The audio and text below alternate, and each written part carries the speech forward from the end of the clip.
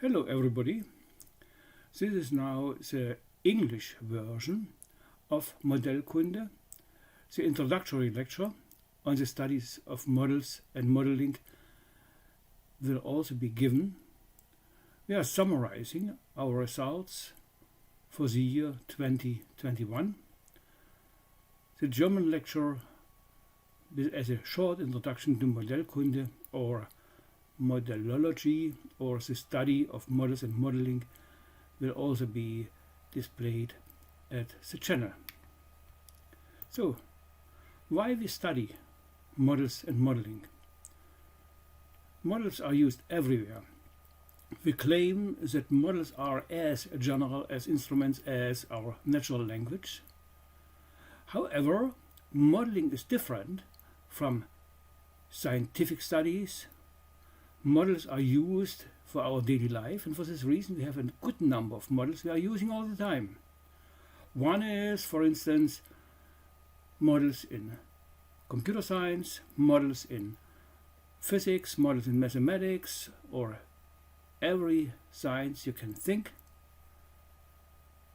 Models are sometimes also somehow a little bit misguiding. Models are also sometimes misused. Sometimes models are not really useful, and for this reason we should know what is a good model and what is, let's say, a problematic model. The Modellkunde, Modellology, or the study of models and modeling, considers model development as well as model usage. It is currently an art or craft, and usage requires, of course, also craftsmanship. And for this reason, we should answer a number of questions. One of the questions is, what makes something to become a model? How we can characterize the model being? Is a model all the time a model or not? What kind of characteristics we need to consider? What quality is expected from a model? To what extent we can trust in a model? Maybe there are also characteristics why we should exclude a model. And maybe a model should be somehow useful and suitable and appropriate, and for this reason we need to know in which case it is the case. For this reason we have also to characterize the potential and capacity of a model and what can be expected from a model. That means in this case we have a completely different way of characterizing a model. The model is, in our understanding, a universal tool. It is an instrument, and as such, being an instrument, we can also somehow develop, let's say, a theory or at least an understanding of what it means to be an instrument. Models should not so much aesthetic or somehow beautiful. They should be parsimonic. That means they should provide an understanding, believability. They should also somehow allow to fit the concepts that we want to characterize together. For this reason we might have a canonical specification framework. First of all, we start with the setting of the model, maybe in a canonical, analytical or generic frame, and then we continue with the anatomy of a model, and then we form the model according to the needs we have, and then we can use the model in a proper way. The setting includes to characterize the nature and the landscape. This part is often somehow hidden whenever we have a model. Furthermore, we use a matrix as a strategical setting, and we use also some kind of tactics similar to a workshop to somehow develop a proper setting of the model, and we reuse it whenever we have a similar application case. That means in this case we need to characterize what it means to be a model. In the past we have been considering in that book unfortunately in German language, models in archaeology, in arts, biology, chemistry, computer science, economics, and. Overall, there have been 40 different disciplines, and we realized that a model is nothing else as a well-formed, in order to be useful and in order to be used in easy form, it should be adequate, dependable, and especially it should be an instrument that of course represents origins and that functions in a utilization scenario. Adequateness means in this case it should be analogous, focused, useful. That means in this case we have somehow some property that could be called purposeful. It should be dependable. Dependable has two different facets. It should be justified and it should be sufficient in their quality. That means in this case we have a corroboration. The model should be rational and coherent and conform. It should be falsifiable, stable and plastic. And we can also develop some kind of notion or structure or architecture of a model. And in this case we will use in this lecture the Kiel model house that consists of the model with its foundation part that is often forgotten and often hidden in the setting, with its workshops or tactical support and enablers means, and of course the model represents origins, is oriented on the result we want to have, and of course is somehow used by a community of practice within the context given. The main driving is, however, the utilization scenario, and in this case the model should function as an instrument.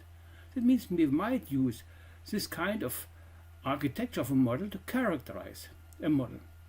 That means in this case a model has an added value, it should be useful, and for this reason we would like to explore next the setting, how a model is composed and what it means to have a model. We use the Kiel specification framework in order to have, let's say, some kind of practical way to characterize a model. We could have a general characterization of the notion of a model. General means it is valid in all cases. We could also use particular according to our discipline, our sciences.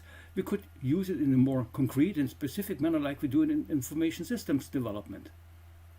What we want to have, however, is maybe a proper approach to handle it.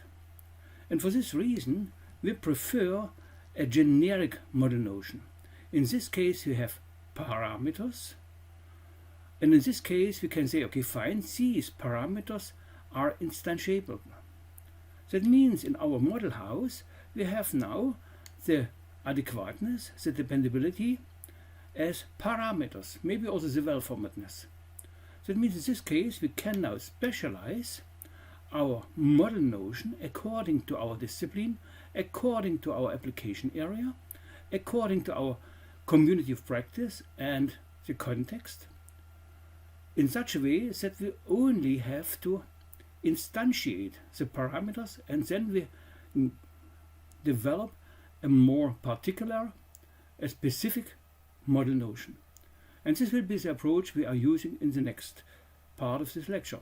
That means in this case we first describe what is the nature of a model, then we go and describe the landscape, the strategy and the tactics, and this allows us to define the configuration of a model. And then we can say, okay, fine, what is the anatomy, what is the signature of a model, and what kind of usages we are supporting. That means in this case we have maybe a general approach to the study of models and modeling. That means in this case we go and try to develop the study of models and modeling in a canonical setting, based on the model house as a systematic and methodological and well-founded starting point, and as a craftsmanship of modeling and model usage within these studies of models.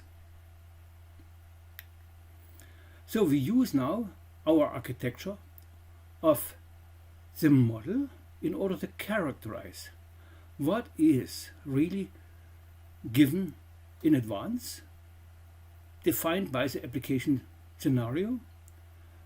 The application scenario has maybe in mind that we use a model as an instrument. That means we have a task space and we want to have a result, and then we have a delivery space. And of course we would like to have the result through the model usage. That means we are refining our profile now to the result space. What we want to have with our model, what we could have with our model. In this case, we can now characterize what it means to be a model and what it means to develop a model. The first part is the model nature. A model reflects origins. That is a model of. It is used as an instrument and it is used for obtaining results. That means we have some kind of characterization of as for the model nature. We can now select which kind of nature our model should have. Is it only a representation model? Is it a model that supports our activities? It is a model that supports our reasoning facilities or our social being. That means in this case we directly define what kind of model we really have in mind, what different aspects we have really in mind by the nature. And the next part would be the landscape. That is also typically hidden. The landscape, of course, considers our application scenario. That means we are developing a mission. What is the mission of the model? The scenario, the task, the delivery, and maybe a part of the profile. And additionally, we might also characterize what is the added value of our model as a refinement of the nature of the model. That means we can use the classical W words, where in, where from, where, for what, when, whence, where for, why, for which reason, where to, for when, worthiness, for characterizing what we really want to have with our model, what kind of mission our model has. And the landscape setting consists of the mission and of the brand. The brand characterizes what kind of community of practice it should support. What is the context? In this case we say, okay, fine, who, what and within, to whom, for what is using the model. That means we are characterizing the context, the community of practice and the activities we would like to have with the model. And this would allow also a categorization of our model. Maybe it is only for our personal use, or maybe it is for use in a community of practice. That means in this case we can now generalize the who and to whom in a person to person, in a person to community, in a community to person, in a community to community setting. That means it allows also somehow to characterize who is among our developers and our believers of the model. That means in this case we have somehow a characterization what is really meant with the model. And now, as a next, we have a strategic setting. We should tell what is the typical usage methodology, or what is the mold of usage, and what is somehow incorporated into a model, not telling you what is really the background. So in this case we are using something like a deep model and a mold as a matrix that somehow governs the model usage and of course also the model development.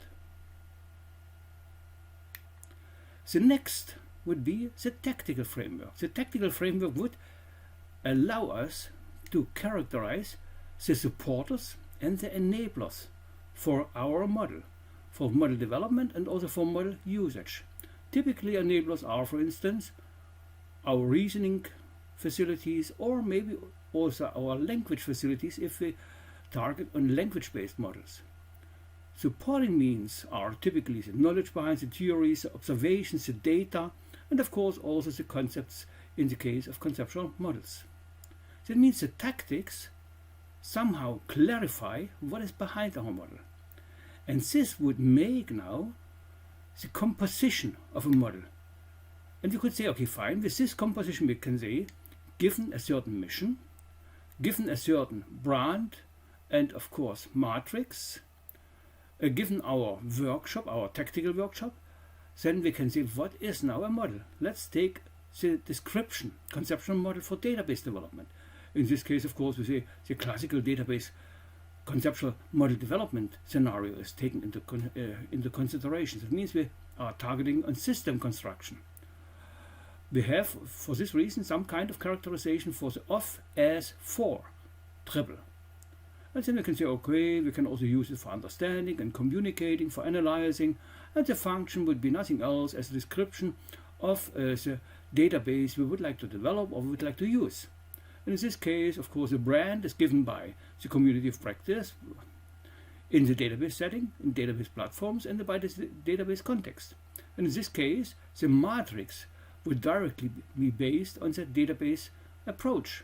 That means in this case, we use, for instance, object relational database development facilities. In this case, we might use some object-oriented or object-relational database specification language. And we can use also the database background in this case. And the workshop, for instance, for description conceptual model is, of course, supported by concepts and, of course, also enabled by some language. We have been giving in the past this by the triptych of conceptual modeling. On the left side, you have nothing else as the supporter. That means in this case we are using maybe some ontology, some dictionary, some knowledge. We might use also that a model is based, let's say, for a banking management. In this case, we use, of course, the knowledge given in somehow as codified already concept in the bank environment. And of course, we are using a language to clarify what the model should be. This is the triptych. In the middle, you have the model development itself, and you use maybe something for the clarification of the structure of a model. In reality, if you close this triptych, then in this case you come to the diptych. That is nothing else as we can say what is now in our mind, what we should use, and what kind of enablers we are using in this case. That means in this case we can maybe use this kind of metaphor for characterizing what is now the configuration of our model. We can somehow try to use this configuration framework for a clarification what means to be a conceptual model, what kind of conceptual model we have. One is the description. Description means in this case we are using it for formulating in terms in an enabling language what should be considered in the database. It is based on our mental perception situation models as origins, maybe with the embedded concept spaces, inheriting the maybe things that are inside the configuration space. And of course, we are representing origins and applications in such a manner so that the strategic matrix is really reflected properly. So that means we can define a conceptual model is a concise and purposeful consolidation of a set of concepts that is represented by means of terms and is predefined as using a predefined linguistic format. As such, it establishes a view of the given notion space. This is based on the SOSIM paper we have been recently publishing. So in this case, the mission is given, the brand is given, the matrix is given, and of course our technical environment is given, the workshop by supporters and enablers. That is for the conceptual model. In this case, we are targeting, of course, on some kind of support for consideration. What is the database structure? We can use it also for, let's say, as a presentation and a cognition model. In this case, we can now say, okay, fine, it is an instrument that is used for understanding, communicating, agreeing, and specifying the consolidation of a structuring of a potential set of origins independent of maybe predicted way of usage, so that it functions well for description, and of course it inherits anything what is in the strategic landscape and tactical setting, the mission and the brand, the matrix, and of course all the supporting and enabling means. Can we also describe maybe some other kinds of conceptual models? Yes. One is the prescription model. The prescription model is of course used for presentation, for practicing, and of course also for reasoning, cogitation. And in this case we can use now the same understanding, but now we are concentrating on construction and coding. That means we want to use this model as a somehow blueprint that is well negotiated. And in this case we use then anything what has been already inside our platform. That means in this case we have the landscape, strategic and tactical setting we are reusing. Conceptual models are not only used in database environments. We have, for instance, also conceptual models that are used for simulation. In this case, it is, of course, a presentation and a cogitation model. Of course, it is again supported by notions we are using from our encyclopedic notion space in the left panel of our triptych. We are using as an enabler a language. We have maybe an input of origins consisting of mental, perception and situation models. And in this case, the conceptual simulation model is nothing else as a known software specific description of the computer simulation model that will be or has to be developed, describing the objectives, the inputs and the outputs and the content and assumptions and simplification of the model. That means we are using maybe the definition given by Robinson. You can use also somehow other notions given in the Handbook of Conceptual Modeling, or maybe given by Bernhard Rumpe, originals. A model belongs to an origin, is an abstraction of the origin, and has a utilization purpose related to the origin. That means we have now, for description models, a specific setting, some kind of personal view to a community.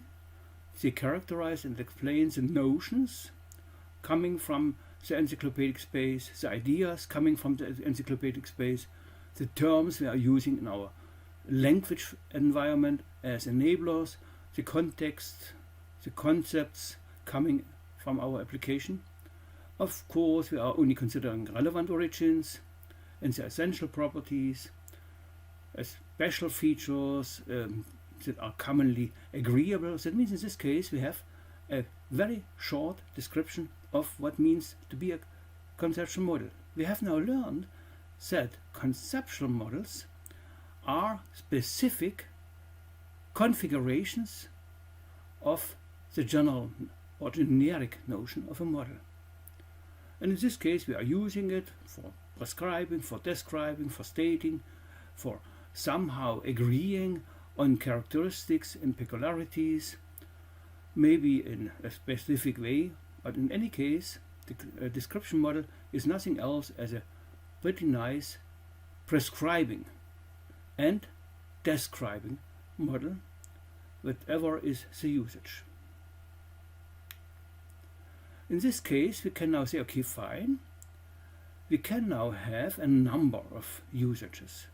In this case, for the description models, we have maybe a presentation, we have the perception in mind, we have the cogitation in mind, and maybe also the practical usage. In this case we say, okay, fine, cogitation means in this case it should be sense making in our community of practice to the person that is using the model, or to the community again. In this case we can say, okay, fine, a conceptual description model is nothing else as a good presentation that comes with somehow the opportunity to prescribe things from a person to a community as a description, and it comes with sense-making facilities, so it will become conceptual model.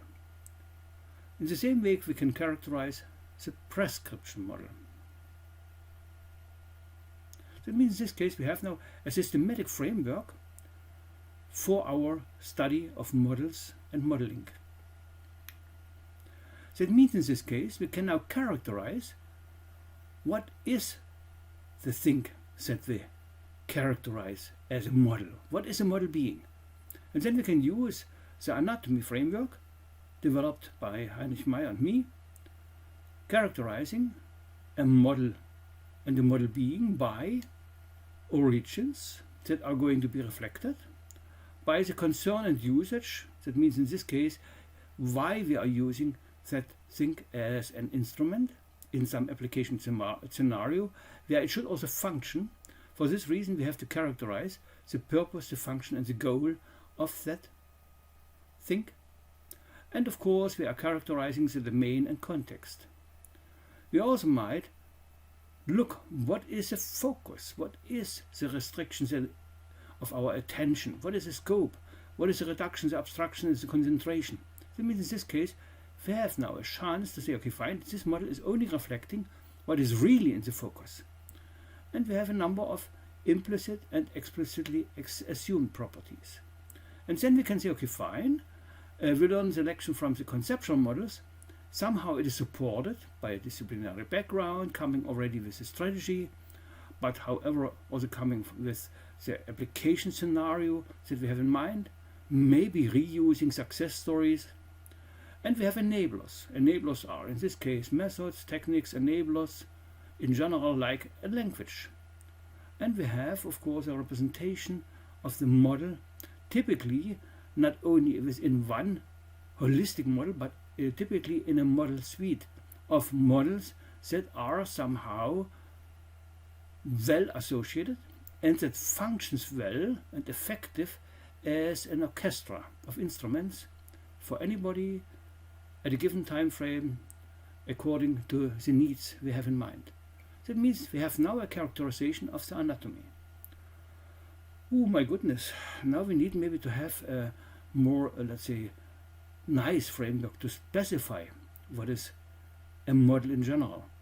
We can use the frameworks that has been developing for centuries in mathematical logics, starting with a proper definition, what means to have some kind of defining framework. And this results in the signature. Before we come to that, we can say, okay, fine, to our system construction scenario, we can clarify, as we did in the link we have been here displaying, what is a conceptual model in a database development area. In this case, we have, of course, origins, models developed so far, and so on. That means in this case, we have a clarification of the anatomy in a very specific form. In our case, we have, of course, inherited for the supporting means a concept space or a number of concept spaces, and of course we are enabling our presentation of the model by some also normalized languages, formal languages that are well defined and maybe also in a very stratified way defined. Then we can use again the whole thing as a model suite. And now we ask again the question how we can do it systematically. We can use, in this case, the classical onion approach we use in mathematical logics. And if you look a little bit more closely, you see that this approach has been widely used in computer science, especially for, let's say, text processing facilities by Donald Cruz, given in, for instance, for the language in LaTeX. We start with the outer onion. That means we give some stereotype. Then we say, okay, fine, in the next onion shell, we use the model definitions given in the discipline and the style given in the matrix. Then we can also use maybe packages we are inheriting for the situation, as it means for the application domain, and maybe for the theory we have behind. And typically we want to not to use anything from develop anything from scratch. We are using some kind of enabling modeling technologies and tools. And then we start only with the main characterization, what is the model content. And in this case we can say, okay, fine, now we have a compiler maybe that compiles all together, and in this case our model is in a proper use. That means in this case the signature is now based on the classical approach in mathematical logics, and this classical approach is inherited by almost all natural sciences. So now we have the development part. The development part in this case could be, for instance, in my database setting, is that I'm using, of course, my database structure specification. I'm using for the model definitions my object relational database management framework. I use a modeling style, for instance, the global as design, where the user views, the business user views, are somehow local extractions from the global as design schema and or schemata. We use and inherit what is in our case booking and financing. We are using in this case maybe the theory behind. We can use some framework, for instance the 80XX framework from Vienna, and then we can say, okay, fine, I have now my entity relationship normal model and of course the views for usage of the database by business users. So in this case we have now a general framework.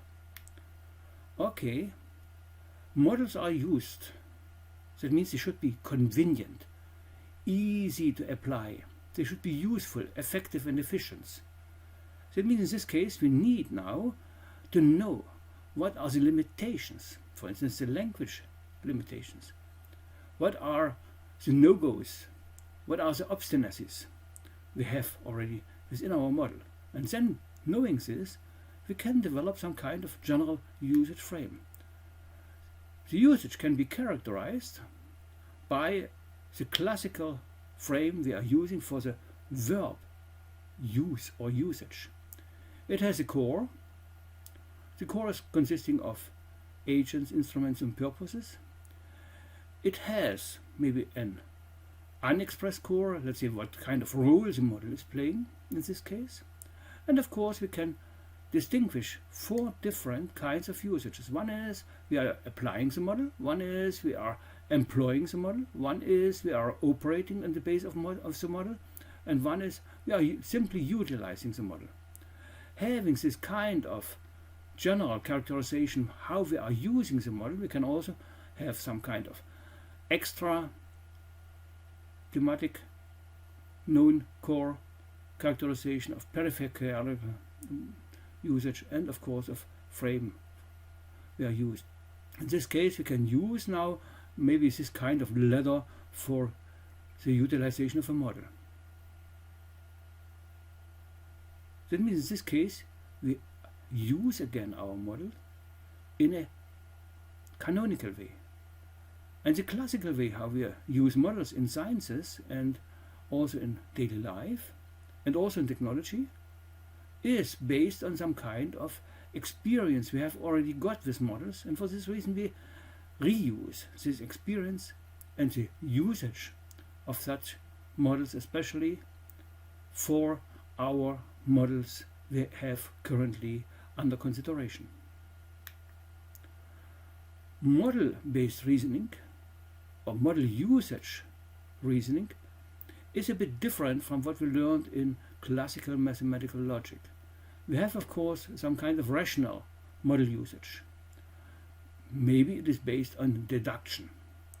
My claim is, however, it is mainly based on induction and abduction. We have also other kind of rational model usages. For instance, experience-backed case adaptation. The classical reasoning on models is not based on truth values but on plausibility. That means we are using plausible reasoning. The model itself is also approximative, and for this reason we are using approximative reasoning.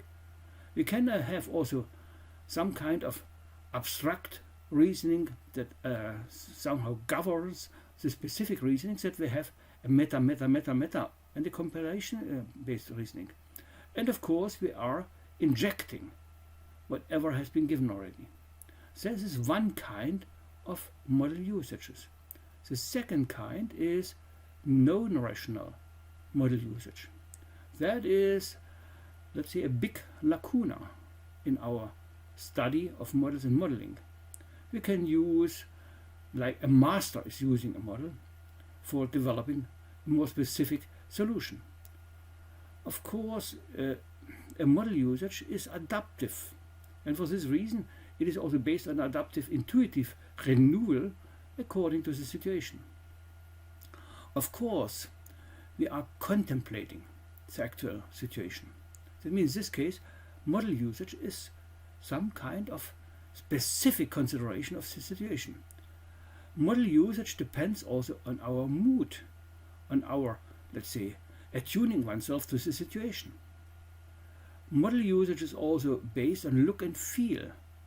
That means in this case we have a completely different reasoning style. And of course, we try to cover also uncertainty for our models.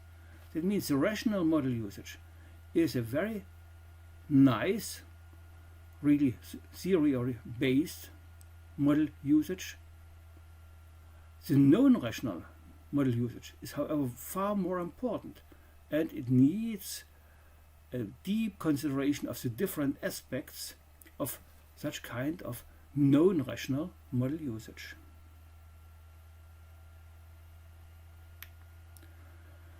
Okay, we might now summarize the studies of models and modeling. We start with a canonical and systematic frame. We characterize the nature of a model.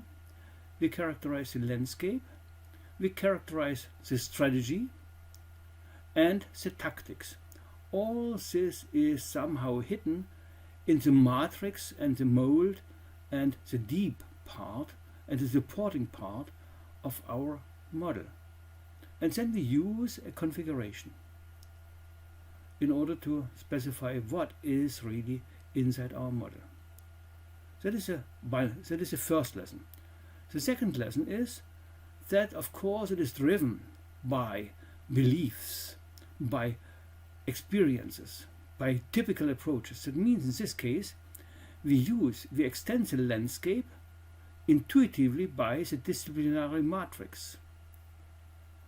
In this case we can try to classify what is the disciplinary matrix. In this case we can extend the characterization of paradigms, and later he called it disciplinary matrix given by Kuhn, to symbolic generalization, to beliefs, to values, to exemplars, somehow as prototypes for our model interpretation, by the guiding question and by the techniques. That means in this case we are characterizing the landscape by some kind of disciplinary matrix and inheriting what is already given. Furthermore, we are using postulates that could rule our strategy. We are using principles that could rule our tactics. And of course we have a number of assumptions and operational formation rules that allow us to use the signature, the anatomy, the specification in such a way that we can use a model in a proper form. And with that we may envision that the model changes, the instrument changes from being a model, not being a model, being a model, being an instrument, not being an instrument, becoming later a model. And in this case we can now use some characterization of what means applying a model and using a model that is based on skills and abilities. Let's say for the quality of use, based on the quality in use we have in imagining, and we can use the configuration. In this case we have maybe a classical way for the study of models and modeling. There's something to read. I have been putting on Academia Edu and on ResearchGate my papers. There are a number of lectures you can use. The lectures are also available through vk.com and other portals as well. Okay, that means we use models everywhere, in normal life, in all spheres, in social life, reflection, activity, science and engineering. We use models also for our survival and of course also for our futures. That means in this case models are nothing else as instruments that are used for almost all human activities in all scientific disciplines as well as in engineering. Their usage and utilization are nowadays well accepted and acknowledged, since they are universal instruments similar to the universality of languages. They surround us, they are omnipresent, but we don't really realize their importance and their construction at present. That means in this case we should have a systematic study of models and modeling. We need somehow to support it also by case studies. I have so far only 4 case studies, starting of course with the database development and the information development and also web information systems.